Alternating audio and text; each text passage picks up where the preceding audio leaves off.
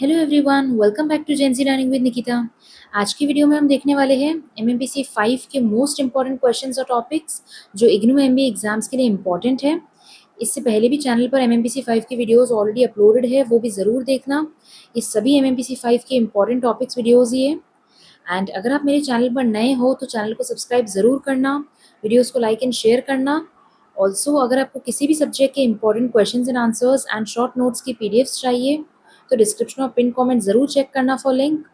और अगर कोई डाउट्स हो तो कमेंट्स में पूछ लेना। तो चलिए बिना किसी डिले के शुरू करते हैं आज का वीडियो।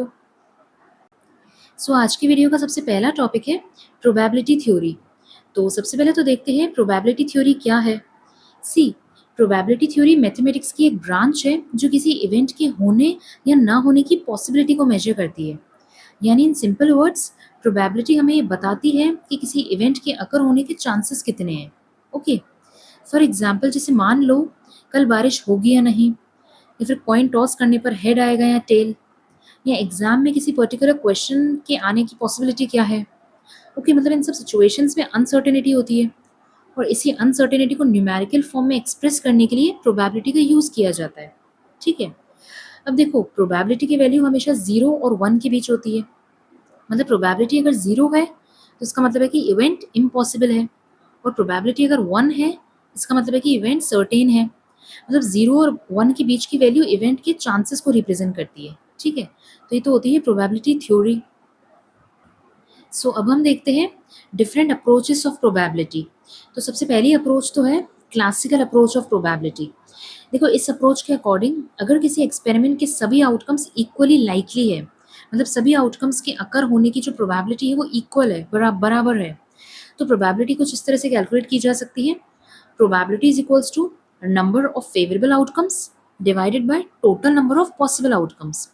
ठीक है, अब ये अप्रोच मेनली किस चीज़ में यूज़ होती है, जैसे कॉइन टॉस करना या फिर डाइस थ्रो करना या फिर प्लेइंग कार्ड्स। ठीक है, फॉर एग्जाम्पल जैसे मान लीजिए आपने कॉइन टॉस किया, तो कॉइन टॉस करने के पॉसिबल आउटकम्स क्या क्या हो सकते हैं, या तो हेड आएगा या टेल आएगा। ठीक है, मतलब टोटल आउटकम्स होंगे 2। अब अगर हमें हेड आने की प्रोबेबिलिटी निकालनी है तो फेवरेबल आउटकम्स क्या होंगे, 1। हेड तो मतलब हेड आने का फेवरेबल आउटकम तो होगा 1, एंड टोटल आउटकम्स क्या है 2। तो हेड आने की प्रोबेबिलिटी क्या होगी 1/2, दैट इज 0.5 या फिर 50%।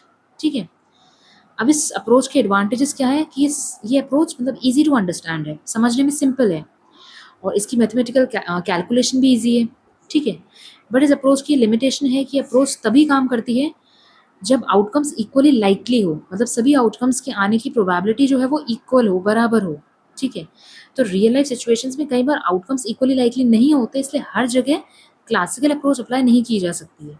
ओके, उसके बाद सेकेंड अप्रोच है एम्पायरिकल या फिर रिलेटिव फ्रीक्वेंसी अप्रोच। देखो इस अप्रोच में प्रोबेबिलिटी पास्ट ऑब्जर्वेशंस या एक्चुअल एक्सपेरिमेंट्स के बेसिस पर एस्टिमेट की जाती है। अब इसका फॉर्मूला क्या होता है, probability is equals to number of times event occurred divided by total number of trials. मतलब यहाँ प्रोबेबिलिटी थियोरेटिकल नहीं बल्कि प्रैक्टिकल ऑब्जर्वेशंस पे बेस्ड होती है। फॉर एग्जाम्पल जैसे मान लीजिए किसी फैक्ट्री में 1000 बल्ब्स प्रोड्यूस हुए। ठीक है, अब इंस्पेक्शन के बाद पता चला कि 50 बल्ब्स डिफेक्टिव निकले, तो डिफेक्टिव बल्ब होने की प्रोबेबिलिटी क्या होगी, 50 डिवाइडेड बाय टोटल मतलब 1000। ठीक है, दैट इज 0.05 या 5%। ठीक है, एक और भी एग्जाम्पल लेते हैं, जैसे अगर कॉइन को 100 टाइम्स टॉस किया गया और 48 टाइम्स अगर हेड आया, तो प्रोबेबिलिटी ऑफ हेड क्या हुई, 48 डिवाइडेड बाय 100, दैट इज 0.48। मतलब ये ऑब्जर्व्ड प्रोबेबिलिटी है, मतलब जितनी ज़्यादा बार एक्सपेरिमेंट रिपीट होगा उतनी प्रोबेबिलिटी एक्चुअल वैल्यू के करीब पहुंचती जाएगी। ठीक है, अब इस अप्रोच के एडवांटेजेस क्या है कि ये रियल लाइफ सिचुएशंस में यूजफुल है, और हिस्टोरिकल डेटा मतलब कि पास्ट के डेटा और प्रैक्टिकल ऑब्जर्वेशंस पर बेस्ड होती है। ओके, बट इसकी लिमिटेशन है कि इसमें एक्यूरेट डेटा की रिक्वायरमेंट भी होती है, एंड प्रोबेबिलिटी एस्टिमेट ऑब्जर्वेशंस के साथ चेंज भी हो सकती है। ठीक है, उसके बाद आते हैं लास्ट अप्रोच पे, एक्सियोमेटिक अप्रोच। देखो इससे पहले वाली अप्रोचेस जो मतलब क्लासिकल और एम्पेरिकल अप्रोच में तो प्रोबेबिलिटी को डिफाइन किया जाता है एग्जाम्पल्स के थ्रू, लेकिन एक्सियोमेटिक अप्रोच प्रोबेबिलिटी के लिए कुछ एक्सियोम सेट कर देती है। एक्सियोम्स मीन्स कुछ बेसिक रूल्स, मतलब अगर प्रोबेबिलिटी इन रूल्स को फॉलो करती है तभी वो वैलिड प्रोबेबिलिटी मानी जाएगी। ठीक है, अब वो एक्सियोम्स क्या होते हैं, जैसे एक्सियोम 1 होता है कि प्रोबेबिलिटी कभी भी नेगेटिव नहीं हो सकती। ठीक है, किसी भी इवेंट के अकर होने की प्रोबेबिलिटी कभी भी नेगेटिव नहीं हो सकती, मतलब किसी भी इवेंट की प्रोबेबिलिटी 0 से छोटी नहीं हो सकती। फॉर एग्जाम्पल प्रोबेबिलिटी 0.5 हो सकती है, प्रोबेबिलिटी 0.2 हो सकती है, बट प्रोबेबिलिटी -0.3 ये नहीं हो सकती, ये इम्पॉसिबल है। ठीक है, तो प्रोबेबिलिटी या तो 0 होगी या फिर पॉजिटिव होगी। एक्सियोम 1 तो ये कहता है, रूल 1 तो ये कहता है कि प्रोबेबिलिटी कभी भी नेगेटिव नहीं हो सकती। ठीक है, उसके बाद एक्सियोम 2 क्या कहता है कि सैम्पल स्पेस की प्रोबेबिलिटी हमेशा 1 होती है। ठीक है, मतलब देखो सैम्पल स्पेस क्या होता है कि मतलब किसी भी इवेंट के अकर होने के सभी पॉसिबल आउटकम्स, ठीक है, वो कभी भी मतलब वो हमेशा 1 होते हैं। फॉर एग्जाम्पल जैसे आपने डाइस थ्रो किया, ठीक है, तो डाइस थ्रो की सैम्पल स्पेस क्या होती है, क्या हो सकती है, या तो 1 आएगा या 2 आएगा या 3 आएगा या 4 आएगा या 5 आएगा या 6 आएगा। उसकी सैम्पल स्पेस ये हो गई, मतलब इनमें से कोई ना कोई आउटकम तो ज़रूर आएगा। ठीक है, इसलिए इस पर्टिकुलर इवेंट के अकर होने की प्रोबेबिलिटी सैम्पल स्पेस क्या हुई 1, यानी कि 100% सर्टेनिटी।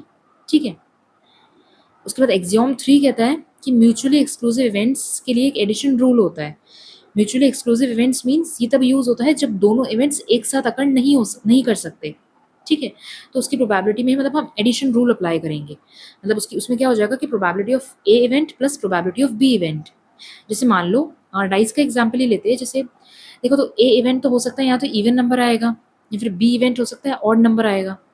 तो अगर इवन नंबर आया तो 2 4 6 ये आएंगे। ठीक है, तो प्रोबेबिलिटी ऑफ ए इवेंट क्या हो सकती है, तीन ही पॉसिबल आउटकम्स हो सकते हैं, 2 4 6, यानी कि प्रोबेबिलिटी होगी 3 डिवाइड बाय टोटल 6। ठीक है ना, total number of outcomes that is 6, so 3/6 is equals to 1/2। और ऐसे ही ऑड नंबर आने की प्रोबेबिलिटी भी यही होगी कि ऑड नंबर भी यही आ सकते हैं 1 3 या 5, मतलब पॉसिबल आउटकम्स है 3 and total number of outcomes है 6, सो 3 डिवाइड बाय 6 दैट इज 1/2। ठीक है, इवन और ऑड एक ही थ्रो में साथ नहीं आ सकते, इसलिए ये म्यूचुअली एक्सक्लूसिव है। ठीक है, तो इसकी प्रोबेबिलिटी क्या होगी, मतलब ए इवेंट की प्रोबेबिलिटी प्लस बी इवेंट की probability that is 1/2 plus 1/2 is equals to 1, मतलब यहाँ तो इवन आएगा या ऑड आएगा, तो इसकी प्रोबेबिलिटी क्या होगी 1। ठीक है, तो ये 3 एक्सियोम्स या फिर 3 बेसिक रूल्स होते हैं एक्सियोमेटिक अप्रोच में। I hope it's clear. अब देखो एक्सियोमेटिक अप्रोच के एडवांटेजेस क्या होते हैं, ये साइंटिफिक और लॉजिकली स्ट्रॉन्ग अप्रोच है और हर टाइप की प्रोबेबिलिटी प्रॉब्लम में यूज़ की जा सकती है और मॉडर्न प्रोबेबिलिटी थ्योरी इसी फाउंडेशन पर बेस्ड है। ठीक है, अब इसकी लिमिटेशंस क्या क्या है कि ये थोड़ी मैथमेटिकल और एब्स्ट्रैक्ट लग सकती है और बिगनर्स के लिए ये इनिशियली डिफिकल्ट हो सकती है। ठीक है, ये इसकी लिमिटेशंस हो गई। अब इन तीनों प्रोबेबिलिटी थ्योरी अप्रोचेस का एक कोई कंपैरिजन देख लेते हैं। देखो classical approach equally likely outcomes पे बेस्ड होती है, मतलब एक इवेंट के एक आउटकम के अकर होने की प्रोबेबिलिटी जो है वो इक्वल होनी चाहिए। ठीक है, एम्पेरिकल या फिर relative frequency approach practical observations या फिर पास्ट डेटा पर बेस्ड होती है और एक्सियोमेटिक अप्रोच मैथमेटिकल रूल्स और एक्सियोम्स पर बेस्ड होती है। ठीक है, अब इन तीनों अप्रोचेस का ऑब्जेक्टिव सेम है, यानी प्रोबेबिलिटी को डिफाइन और कैलकुलेट करना, लेकिन इनका मेथड अलग अलग होता है। ठीक है, so this is all about probability theory approaches.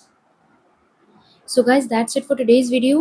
अगर ये वीडियो आपके लिए हेल्पफुल रहा हो तो मुझे कमेंट करके ज़रूर बताइए। ऐसे ही और वीडियोज़ के लिए चैनल को सब्सक्राइब ज़रूर करना, वीडियो को लाइक एंड शेयर करना और अपने डाउट्स कमेंट्स में ड्रॉप कर देना। I am always there to help you guys. So see you in the next video, keep learning and all the best for your exams.